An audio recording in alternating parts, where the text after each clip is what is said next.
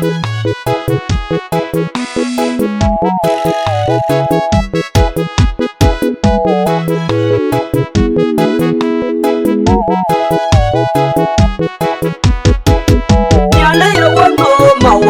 bé chồng đi về nhồi nâu piò cho bà tiệt bốn nhà đi nhiều cô bà để đủ ngót cô quê đủ bền một tiệt đủ piò cho nên lôi đuôi nhớ bên nông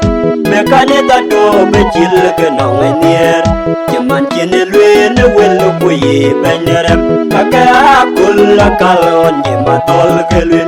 mi gặp cô ya col bi cứ ruin à bên nhồi cam nhớ cô đã cho nông quan đi đâu quên lúc cô bé đã to kịp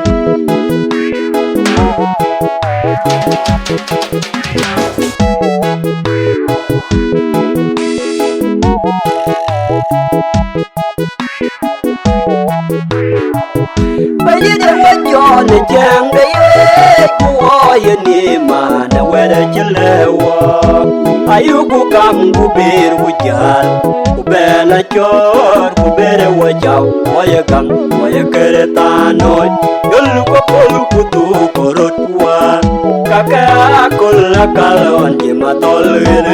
mi gặp cô ya cô bị cứ ruin à bên nhồi cam nhớ cô đã cho nông cô ăn đi đâu quên lúc cô bé đã to kịp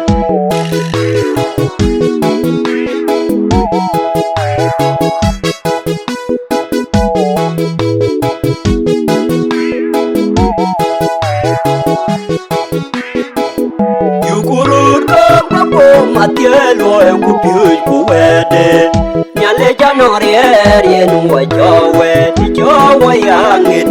để bia cái piu của bé cho nên chẳng đi